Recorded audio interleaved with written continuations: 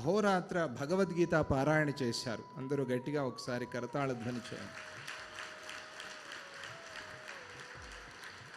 చాలా శ్రావ్యంగా, చాలా వినేందుకు ఆనందంగా ఆ భగవద్గీత పారాయణ జరిగింది.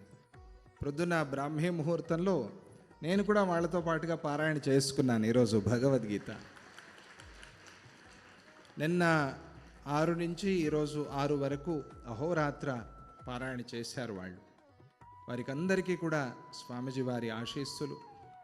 మీరు కూడా అందరూ భగవద్గీత నేర్చుకోండి, భగవద్గీత పారాయణ చేయండి, భగవద్గీతని అర్థం చేసుకోండి, భగవద్గీతలో చెప్పినట్టుగా ఆచరించండి, జీవితాన్ని నడపండి.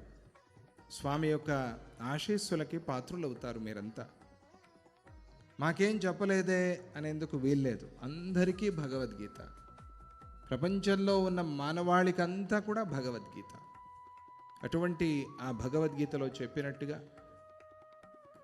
ఆత్మోద్ధారానికై ప్రయత్నం చేస్తూ నాకు ఇవ్వాలి అనే ఇచ్చే బుద్ధిని కూడా ఇవ్వు అని ప్రార్థన చేయండి. అప్పుడు ఇస్తాడు భగవంతుడు.